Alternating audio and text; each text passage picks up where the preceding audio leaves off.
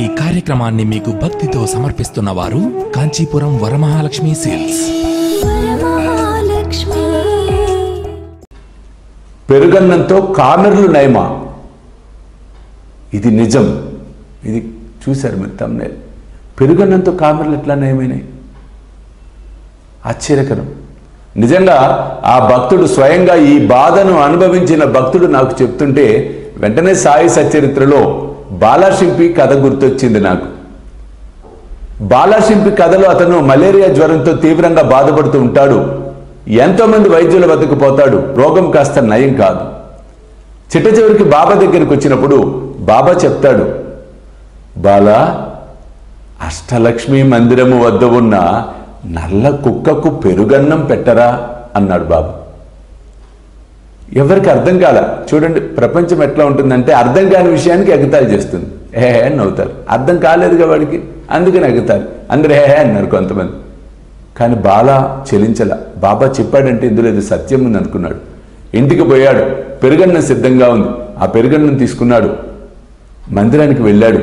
మందిరంలో విచిత్రం ఏంటంటే అక్కడ నల్ల కుక్కని ఎట్లా పట్టుకోవటం అన్న భావన చేస్తూ ఉండగా ఒక నల్ల కుక్క తోకాడించుకుంటూ వచ్చింది. ఆశ్చర్యపోయాడు. ఆ నల్ల కుక్కకి తను ప్రేమగా పెరుగన్నాన్ని తినిపించాడు. ఇంటికి పోతే 2-3 గంటల వ్యవధిలో అతని జ్వర తీవ్రత తగ్గిపోయింది. మలేరియా నయమైపోయింది. చూడండి, ఈ భక్తుడు నాకు చెప్తుంటే ఆ కథే గుర్తొచ్చింది. ఇతను కామెర్లతో బాధపడుతున్నాడట తీవ్రంగా. భయంకరమైనటువంటి పరిస్థితి. ఇంకా డాక్టర్స్ చాలా కష్టమని చెప్తే అక్కడి నుంచి కాకినాడ అక్కడికి సంథింగ్ ఆ ఏరియాలో హాస్పిటల్కి షిఫ్ట్ చేశారట. అక్కడికి అక్కడ అతను ఏదో వేరే పేరు చెప్పాడు, నాకు గుర్తుల. ఆ హాస్పిటల్ బాబా టెంపుల్ దగ్గర ఉంటుందిటండి. విచిత్రమైన విషయం ఏంటంటే ఇతనికి కొన్ని రోజులుగా మోషన్ అవ్వట్లేదు, యూరిన్ కూడా అంతంత మాత్రమే. అసలు భయంకరమైనటువంటి పరిస్థితి, చాలా భయంకరమైనటువంటి పరిస్థితి. అక్కడ ఒక ఆనవాయితీ ఏంటంటే, అంటే నమ్మేవారు మాత్రమే. ఏ పేషెంట్ ఎవరైనా బాబా భక్తులు ఉంటే బాబా గుడికి వెళ్ళి నమస్కారం చేసుకొని హాస్పిటల్లో జాయిన్ అవుతారట. ఇతను కూడా వెళ్ళాడు, మరి తల్లిదండ్రులు అందరూ కలిసి. విచిత్రం ఏంటంటే ఆ రోజు అప్పుడే మధ్యాహ్న హారతి అయిపోయిందిట. హారతి చివరిలో వీరు వెళ్ళారు, బాబాకు నమస్కారం చేసుకున్నారు. ఇతను మనసులో చెప్పుకున్నాడు, బాబా నన్ను గండం నుంచి గట్టెక్కించు. హారతి అయిపోయిన తర్వాత అందరూ ప్రసాద వితరణ జరుగుతోంది. ఇతను కూడా వెళ్తే ఇంత పెరుగన్నం అందరికీ ఆ రోజు ఎందుకో దద్దోజనం పెరుగన్నాన్ని పెడుతున్నారట. ఇతను ఆ పెరుగన్నం తిన్నాడు. హాస్పిటల్కి వెళ్ళాడు. డాక్టర్ చూసి ఇతన్ని జాయిన్ చేసుకున్నాడు. విచిత్రం ఏంటంటే దాదాపు 10-15 డేస్ పాటు అతనికి మోషన్ అవ్వలేదట. ఎప్పుడైతే పెరుగన్నం తిన్నాడో సాయంత్రానికి ఫ్రీ మోషన్ అయిపోయింది.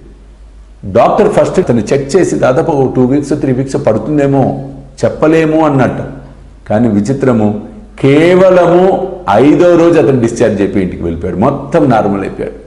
ఆ ఒక్క పెరుగన్నంతో అతనిలో ఉన్న దోషాన్ని బాబా తీసివేశాడు, ఆ నెగిటివిటీని తీసివేశాడు, ఆ రోగాన్ని హరింపజేశాడు బాబా.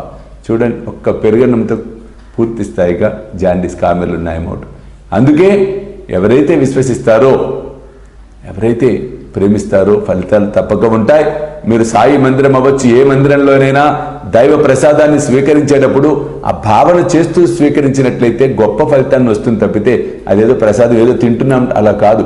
భగవంతుడికి నైవేద్యం చేసినటువంటిది ఉచ్చిష్టం. ఇది వారు తినగా మనం మిగిలినది మనం తింటున్నాము అన్న భావనతో మనం భుజించినట్లయితే అద్భుతమైన ఫలితాలు ముమ్మాటికి వస్తాయి. చూస్తూనే ఉండండి శ్రీ సాయి సర్వస్వం యూట్యూబ్ ఛానల్, అలాగే సాయి విశ్వచైతన్య స్వామీజీ ఫేస్బుక్ ప్రొఫైల్. సర్వేజన సుఖినో భవంతు. సర్వం శ్రీ సాయినాథ అర్పణమస్తు. జై సాయినాథ్.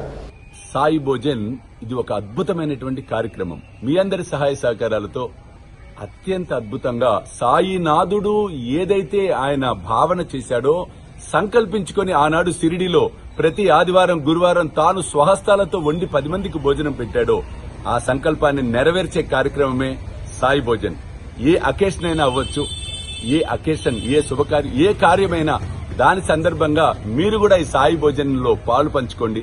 సాయి కృపకు పాత్రులకండి. జై సాయినాథ్. ఈ కార్యక్రమాన్ని మీకు భక్తితో సమర్పిస్తున్న వారు కాంచీపురం వరమహాలక్ష్మి సేల్స్.